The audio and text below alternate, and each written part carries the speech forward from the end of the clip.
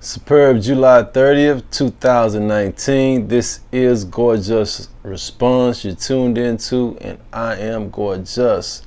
Thank you so much. Please hit that thumb and subscribe to the channel, and I really appreciate that. Today I do want to respond to the Democratic debate, which just now wrapped up just a little bit ago. And it was some interesting stuff that I noticed in this particular debate. Now, I'm going to preface this by saying that I do believe the President of the United States is in some trouble in terms of the voters that he's going to have to garner in this 2020 re-election campaign. I do believe that the Democrats are being more and more effective with, as I've told y'all, death by 1,000 cuts strategy, in which they're just throwing all kind of stuff on the wall at this president and trying to see what exactly is going to stick. I think the race thing is gaining some significant traction in terms of the Democratic base, in terms of the independent voter. I've even heard moderate Republicans start to, question, whether or not they plan on voting for the President of the United States for re-election, because of, all these accusations and all this stuff that's coming to the fold. And the Democrats, again, they're attacking this president on all fronts. One's over here, you're saying this stuff about Epstein and the president's relationships and his behaviors, with his time that he spent with the accused, child rapist, statutory rapist, or woman abuser. They're hitting up Epstein pretty hard with the abuse of women, and obviously the Democrats are trying to tie the president to Jeffrey Epstein, as well as the president has had Epstein as a friend for a significant portion of his life. So the Democrats are going there, and they also are, continuing with the theme, if you will, of targeting, this president of the United States and, basically making him a racist, caricaturizing him as a racist. Now, I've said in the past that I don't particularly believe that this president of the United States is a racist. So I still am of the mindset of that. Now, I could be, just being ignorant to here to y'all. I know y'all don't expect ignorance from me, and I appreciate y'all that. But at the same time, what y'all do expect from me is blunt honesty, and y'all expect me to be intelligent with my blunt honesty. And so that's what I'm gonna give y'all. I still don't think that the president of the United States is a racist. I think the president of the United States was a racist, and I think largely that was due to his upbringing. It's just as, we're all a part. We're all part, of our upbringing. That's, what shapes us, to our core. Those values that were instilled, coming up as a child and as an adolescent. So I do believe, blatant racism and direct racism was basically drilled into this president of the United States, during his upbringing, with his father obviously from, his grandfather and so forth. So I do believe that is very valid. However, I think that the president of the United States has, made a turn. And, just like other people who become racist, they grow up racist because of their household, because of their upbringing, white people in particular you talk about. and then they turn out to not be racist, some 20 years or 25 years or 30 years later, however long it take them. A lot of them it take a lot of years, because when you're brainwashed that way, that's just not nothing that, that you get over overnight. You know what I'm saying? Certain stuff that will linger, because a lot of times is what the optics tell you and what you hear from other people.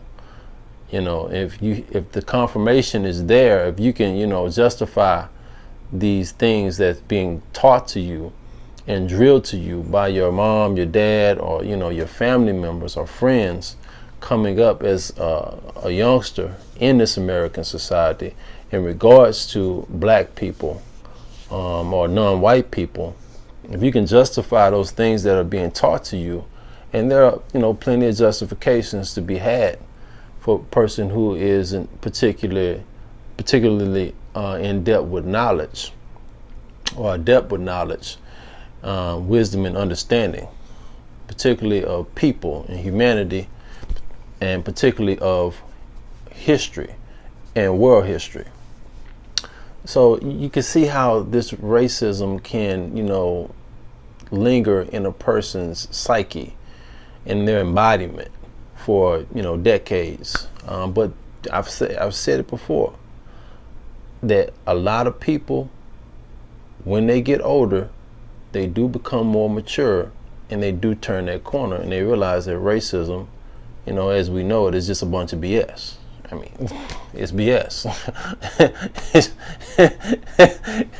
It's straight BS, So they turn that corner, and particularly nowadays, with all this technology and, the internet and everything that you can learn and self-educate, for, self-efficacy. I mean, you don't even need to go to schools or libraries anymore. You can learn stuff in the convenience and the comfort and the confines of your own home or office or anywhere, by way of what? The damn computer, the internet. So a lot of people are becoming more educated in terms of race, and they're realizing exactly what race is, which, as I just mentioned, a bunch of poppycock, if you will, or hogwash, or BS. Now, in regards to the Democratic debate tonight, back to that, I do think that the Democrats, like I said, they're going to push a woman over this finish line in terms of the nominee. They're going to get a woman. You're going to either have Elizabeth Warren, right, or you're going to have what's her name, Harris, Kamala Harris, right? But I'm telling y'all, what's her name, the Minnesota woman, Klobuchar. She's Warren and Harris are clearly ahead of her, so they're definitely the favorites. But one that really stuck out tonight, as I was watching the Democratic debate, and I'm saying, you know what, this right here could actually translate in terms of, picking up some steam in terms of, the black community, because the way that Marianne Williamson intellectually argued for reparations, I hadn't really heard a Democrat actually argue in that much of an intelligent way. I mean, this, people say it, they say this, say that, but just the time that she was given, the way she argued it from an intellectual standpoint, I think that resonated. And then, a lot of other stuff that she talked about in terms of a higher morality and so forth, and, government this and government that. I mean, see, the thing about the left, they don't really have anybody who's an intellectual, somebody who's charismatic, charming, articulate, and intelligent. They don't really have that combo over there on that side. That's why I said that, in previous videos, that I don't see how they're going to be able to compete with the current president of the United States for his bid for his bid for a second term because of that. But you catch a gal like I said, the Democrats are going to push their woman over this finish line. So it's going to be a woman nominee going up against the President of the United States for the second campaign in a row. So he's going to have to go back to back to beat the first two woman nominees ever being nominated for the presidency. So that right there is going to be a hill to climb in itself. Good luck to him for that. But you take him as the favorite. And particularly when you have the economy doing as well as it is. Presidents usually don't lose re-election with an economy, that's booming. And the president's economy is doing, it's better than fine. It's doing really good. We know about the debt. And obviously something's gonna need to be done about that debt. he is spending a few dollars. They make no mistake about that. But pardon me. I just looked at this, this Williamson woman, and I'm telling y'all that, she could gain some steam here. Don't count her out. Like, I can see blacks, saying, what, I'm feeling Williamson. It still appears that what's her name, Warren has the edge from what I seen tonight on the stage, but and Bernie's done. Bernie's time is gone, it's past, he's done.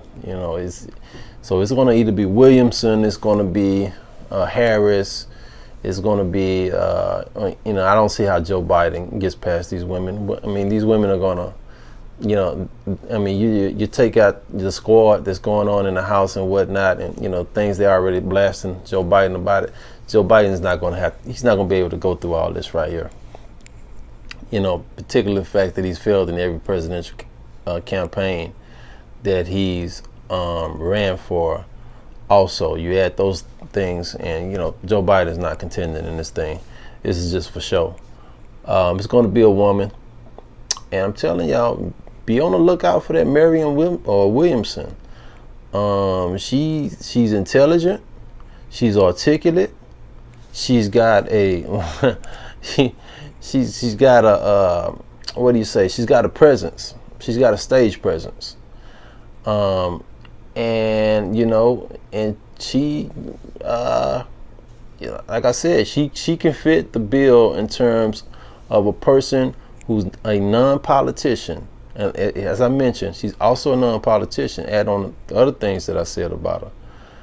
And she could fit the bill to come in as a dark horse, just as the way we've seen the current president of the United States did in his last campaign, when his party that he was running in had gave him no shot. Not only the Democrats gave him no shot, but his own damn party that he was running in, nobody, let's not forget, nobody in his own damn party gave him a shot.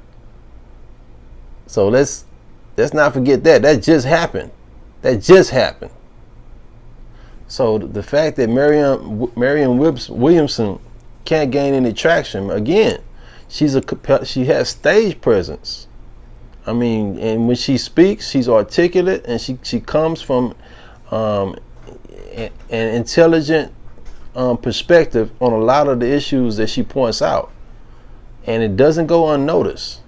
And you've seen the cheers that she was getting in the debate if you watch that debate. So I just want to tell y'all, be on the lookout for Marianne Williamson.